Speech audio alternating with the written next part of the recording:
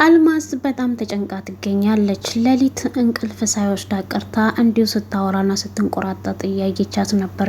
ቤዛ የተኛች መስላ ሁሉንም ነገር ስታዳምጥ ስለነበረ ይቺ ሴትዮ እቅዴን ታበላሽብኛለች ብላ ልክ እንደ ሀዜብ እሷም ከዚህ ቤት መውጣት የለብሽም ካሌብ ወደ እኔ እስከሚመጣ ተስፋ ቆርጦ አንቺም የዚህ ቤት እስረኛ ነሽ፣ ስልክሽንም እቀማሻለሁ ብላ ስልኳንም ቀምታት ትገኛለች። አልማዝም እጅግ እያለቀሰች ትገኛለች። ገሊላ በታሰረችበት እንግዲህ ባለፈው እንደተመለከታችሁት ያጋታት ልጅ እንግዲህ እሱ ወደ እሷ ሄዶ እንግዲህ በራሱ ፈቷት ነበረና እሷም እንግዲህ ለማምለጥ ሙከራ አድርጋ ነበር። ነገር ግን በስተመጨረሻ ይዟት ወደዛ ወዳለችበት ቦታ መልሷት ትገኛለች። እንግዲህ እሷም ሁለቱን ሲለያዩቸው መለያየት የለብንም ብላ እንግዲህ ከካሌብ ጋር እያለቃቀሰች ነበረ።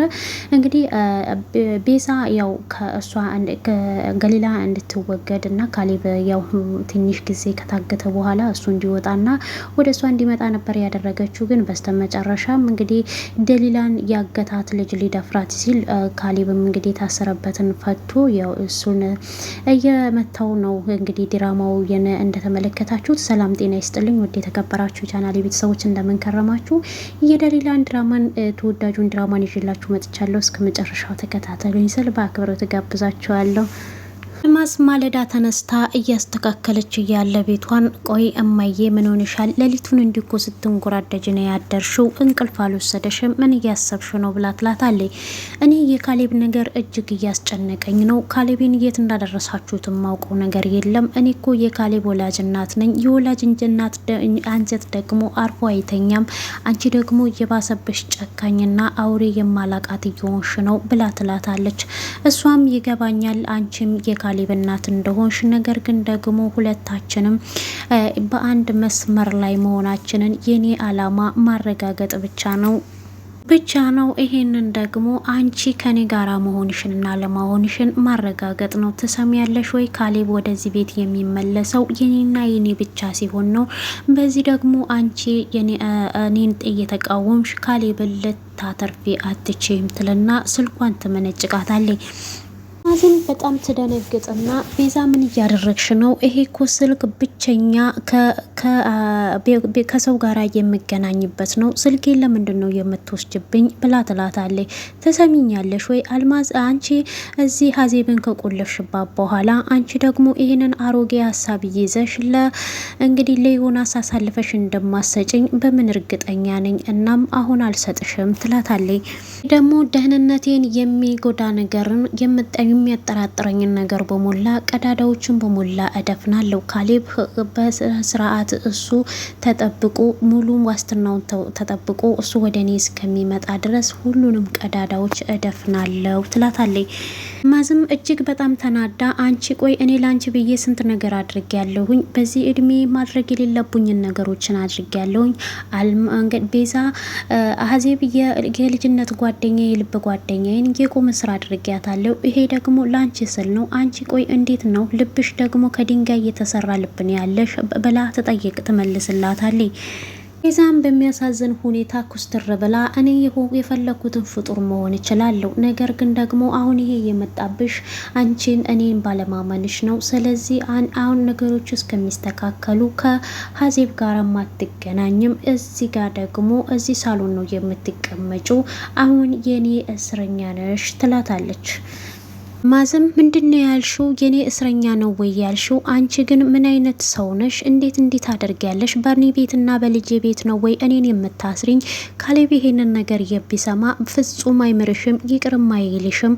አንቺ ግን እለት ከእለት ጥላቻ አይምሮሽን እየሞላ ነው የሄደው ታታለይ። ቤዛም ደግሞ ካሌብ ይሄንን አያውቅም። ካሌብ ወደዚህ ሲመጣ ሁሉም ነገር ይስተካከላል። አሁን ድምጽሽን እንድታወጪ አልፈልግም። ድምጽሽን ብታወጪ ወዮልሽ ብላ ታስፈራራታለች። እኔ ገረመኝ፣ እናቱን እያስፈራራች እናቱን አግታ ልጁ ባሌ ይሆናል ማለት ይቻላል? እንዲህ ነገር እንዴት ነው ነገሩ? ደሊላም በሚገርም ሁኔታ ልጁ እንግዲህ ከፈታት በኋላ እሱም እንግዲህ አለሳልሶ ሊደፍራት ነበር። እሷም እንግዲህ ያው ከላሹን አኮላሽታው እሷም ትሮጣለች። እሱም እንግዲህ በአጋጣሚ እሷ እየሮጣ ስትወጣ አምላኪው ይርዳኝ እያለች የውጭ በር በሚገርም ሁኔታ ተዘግቶ ነበር። እጅግ ፈርታ እያለች እንግዲህ እሱም የትም አታመልጭኝም ብሎ እንደምንም ተነስቶ ሽጉጡን ለዋ ላይ ይደቅንና የምታመልጭ መስሎች ነው ወይ ሲላት አንተ አረመኔና ጨካኝ ቤዛ ናት አይደለም ወይ የላከችክ ብላ ስትለው አሁን ምንም ነገር ቀጥ ብለሽ ተንቀሳቀሺ ከኔ የምታመልጭ መስሎሽ ነው ወይ ብሎ ይዟት ወደዛው እንግዲህ ወደ ታገተችበት ክላስ ያስገባታል። እዛም ከገባ በኋላ እሷን እግርና እጇን ጥፍር አድርጎ አንቺ የማትረሚ ከኔ ማንም የሚያስጥልሽ የለም፣ እዚህ ማንም የሚደርስልሽ የለም፣ የምተነፍሽው እንኳን እኔ ስፈቅድልሽ ብቻ ነው ይላታል። ደሊላም አንተ አረመኔና ጨካኝ ምን አባ ልታደርገኝ ነው ብላ ትለዋለች። ካሌብ አንተን አይለቅህም እኔን አንድ ነገር ብታደርገኝ ብላ ትለዋለች። እሱም ደግሞ ማንም እንደማይደርስላት እየነገራት ያስፈራራታል። እሱም እንግዲህ አንተ የሰው ደም ያለባችሁ የተጨመላለቀ ብላ ስትለውም እኔ እዚህ ቤት ውስጥ ስንት የሰው ደም እንዳለብኝ ብታውቂ ብሎ ይላታል። እንግዲህ በጣም ትኩር ብሎም እየተመለከታት ነበረ። አንተ አረመኔና ጨካኝ ለምንድን ነው እንደምታየኝ?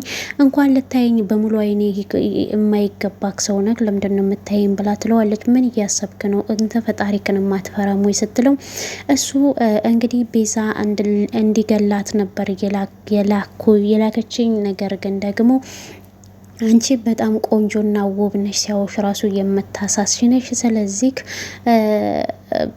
ብሎ ይላታል። እሷም ይሄን ቤዛ እኮ እንድታግተኝ ነው እንጂ እኔን የሆነ ነገር እንድታደርገኝ አይደለም ያዘዘችክናም እሷ ይሄንን ነገር ካወቀኝ ትገልሃለች ስትለው እሷ ካለኔ ምንም ነገር ናት፣ እኔ ከሌለሁኝ እሷ ምንም መረግማት አትችልም ብሎ ይላታል። አጋቿም ያም ሆነ ይሄም ሆነ ሁለመናሽ ደስ ይላል። አሁን ግን ደግሞ የሚያናድደው የካሌ መሆንሽ ነው፣ ነገር ግን ደግሞ አሁን በእጅነሽ ይላታል። እሷም እጅግ ነበር እየፈራችው ያለችው። አጋቹም ከሷ ወጣ ይልና ለመቶ አለቃ ይደውልለታል። ሄሎ መቶ አለቃ እንዴት አደርጋላችሁ? ልጅቷ እኮ አመልጣ ነበረ። እናም አሁን መልሼ ያስሬያታለሁ። ነገር ግን ልጅቷ በጣም አደገኛና እልህኛ ናት። እኔ በሷ ምክንያት ይሄው ፊቴ ሁሉ ተመነጫጭሯል። ይሄንን ነገር እኮ እኔ ብቻ ማድረግ እችላለሁ ብሎ ይለዋል። እንግዲህ መቶ አለቃውም አብሯቸው እንደሚሰራና እሱም እንግዲህ በቃ አሁን ልጅቷን የሆነ ነገር እንዲያደርጋት እንዲለቃት ሲጠይቀው አጋቹም ደግሞ ይሄማ ሊሆን አይችልም፣ ይችን የመሰለች ልጅ እንዲማዝም ብዬ አለቅም። እናም እኔ ደግሞ የተለየ እቅድ አለኝ። ቤዛ የፈለገችውን ትዕዛዝ ስትስጥ ቅድም ደግሞ እኔ ግን ለገንዘብ ብዬ እሷን አሳልፌ አልሰጥም። እኔ ቅድም ከኔ ጋር ስትታገል ልብሷ ከአንገቷ ላይ ወልቆ ነበርና በጣም ነው የምታምረው። በሚገርም ሁኔታ እንግዲህ አጋቹ ደሊላን እሱ መጀመሪያ ጊዜ ወይም መቅመስ አለብኝ ማለት ያው እደፍራት አለሁኝ፣ መግደል ካለብኝ እገላት አለው፣ መጣል ካለብኝ እጥላት አለሁኝ ብሎ ይለዋል። እንግዲህ መቶ አለቃውም ሲጮህበት አለቃ አትጮህብኝ እኔ ነኝ እኮ እዚህ ጋር ያለሁት ብሎ ይለዋል። ካሌብ ምንም አያመጣም፣ ካሌብ የኔ እስረኛ ነው፣ ካሌብ እንደፈለጋችሁ ማድረግ ትችላላችሁ፣ ደሊላን ነገ ጠዋት ይዤ እሰወራለሁ ይላል። እንግዲህ የደሊላን መልክና ቁመና ሁሉ ነገሯን ካየ በኋላ የአዜብንም እንግዲህ የተላከበትንም እንግዲህ የቤዛን እቅድና ፕላን ሊያበላሽባት ያለ ይመስላል። ይህን ነገር ደግሞ እንግዲህ ካሌብ የታሰረበት ሆኖ እየሰማ ነበረ። ደሊላን ምንም እንዳታደርጋት ደሊላ አደርስልሻለሁ እያለ ነበረ። እሱም እንግዲህ ሁለቱ እየተጨቃጨቁ ያሉትንም ነገር አንድ ክላስ ውስጥ ሆኖ እንግዲህ ካሌብ እየሰማ ነበረ። ካሌብን በዚህ ምክንያት በጣም ነበር እየተጨነቀው። ጋቹም ወደ ደሊላ ሄዶ እንግዲህ አሁን ካሌብ ሊደርስልሽ አይችልም፣ ምክንያቱም እሱ ታስሮ ሊሞት እያጣጣረ ነው ብሎ ወደ ስሯ ይጠጋል። እሷ ግን እንዳትጠጋኝ እያለችው እጅግ እየፈራችሁ ነው የምትገኘው። እንግዲህ አልማዝም በሰፈሩት ቁና መሰፈር አይቀርም ይላል የሀገራችን ሰው። በነገራችን ላይ እሷ ደሊላን ከቤዛ ጋር ተባብራ ለማጥፋት ስትል ልጇን አጥጻለች። እዚህ ጋር ደግሞ የምትንቀሳቀስበትን ስልኳን አታለች። እዚህ ጋር ደግሞ ቤዛን እንግዲህ አዜብን የቁም እስረኛ አድርገዋት ነበረ። እሷም አሁን ላይ ስልኳን ከወሰደችባት በኋላ አልማዝ እያለቀሰች አንቺ ምን አይነት ጨካኝ ነሽ፣ ጭራሽ ልጄን አሳጣሽኝ፣ አሁን ደግሞ እኔን እስረኛ አደረግሽኝ ብላ ስትላት ይሄ የኔ ምርጫና ምርጫ ነው፣ በቃ ማድረግ ያለብኝ ይሄን ነው እያለቻት ትገኛለች። ቤዛ በጣም ነው የሚያሳዝነው። ቤዛም እንግዲህ ካሌብ ወደ እኔ እስከሚመጣ ያው እንደተለመደው ይሄንን መንገድ የምጠቀምበት ይሄን ብቻ ነው። ምክንያቱም ያቺ ደሊላ የምትባል ልጅ ሌሊቱን ከጠፋች እሱ ወደ እኔ ይመጣል። ማንኛውም ሴት ብትሆን ካሌብን ከኔ ልትነቅጠው አትችልም፣ እሱ የኔና የኔ ብቻ ነው እያለቻት ለአልማዝ እየነገረቻት ነው የምትገኘው። ግን ብትሆኚ አርፈሽ ተቀመጪ፣ በእኔ ህይወት ውስጥ ጣልቃ አትግቢ ስትላት አልማዝ እያለቀሰች አንቺ ይህንን ግፍሽን ካሌብ ከሰማ መቼም አይለቅሽም፣ እሱ እቃ ሳይሆን ሰው ነው፣ በግድ ያንቺ ልታደርጊው አትችም። አሁን ፖሊሶቹ ሲመጡ ምን እንደምትይ እናያለን ስትላት እንግዲህ ቤዛም ማን ይነግራቸዋል፣ እዚህ ጋር አንቺም ታስርሻል፣ እዛ ጋር ደግሞ ሀዜብም ታስራለች። እናም መርማሪ ፖሊሱ ደግሞ ነገሮችን ሁሉ እያስተካከለ ነው። አንቺ አሁን አርፈሽ ተቀመጪ፣ አይምሮዬን አትበልዡ፣ አታጨናንቂኝ ትላታለች።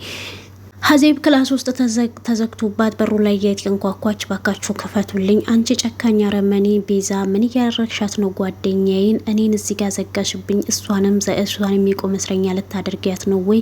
አንቺ አረመኔ ክፈች እያለቻት እንግዲህ እያጨናነቀቻት ትገኛለች። እሷ ግን አሁን ላይ ሁሉንም ነገር መረጃ ያጠፋች መስሏት ራሷን እንትን ውስጥ እየጣለች ነው የምትገኘው፣ ወጥመድ ውስጥ።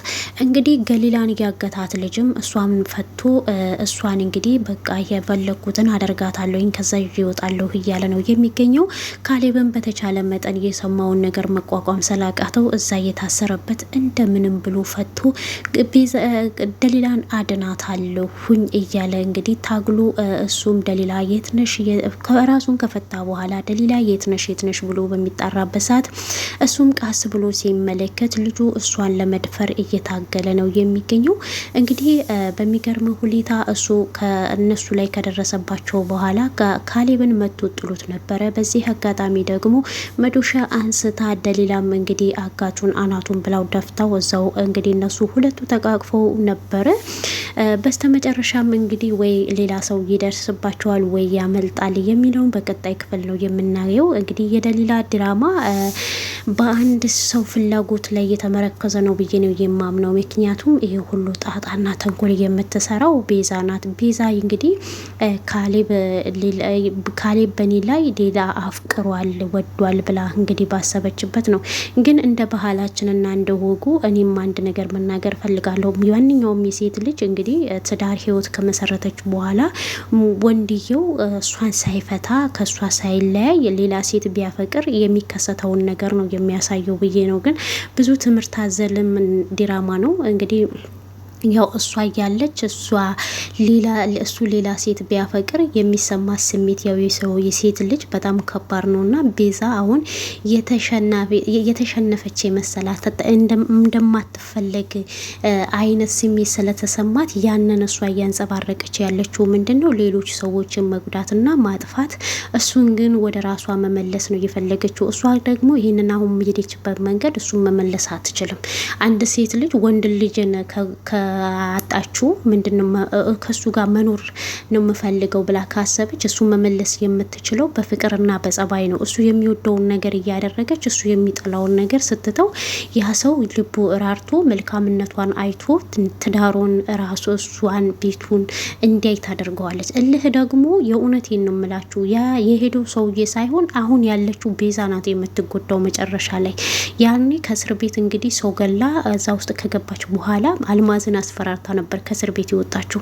አሁን ላይ ከእስር ቤት ከወጣች በኋላ ደግሞ ነገሮቹን ማስተካከል ሳይሆን ደሊላን ማጥፋት፣ ቤቱን ሁሉን ነገር መቆጣጠር ነው የፈለገችው። ይሄ ደግሞ ታያላችሁ መጨረሻ ላይ እሷ አሁንም የወጣችበት የተመለሰችበት እስር ቤት ነው የምትገባው። እንግዲህ በቀጣይ ክፍል ላይ ደሊላና ካሌብ ያመልጣሉ ወይ አምልጠው ወደ ቤት ይሄዳሉ ወይስ ወደ ፖሊስ ጣቢያ ሄደው ሪፖርት ያደርጋሉ የሚለውን እንመለከታለን። እስከዚህ ሰዓት ስለተከታተላችሁኝ ከልብ አመሰግናለሁ። ባይ ባይ።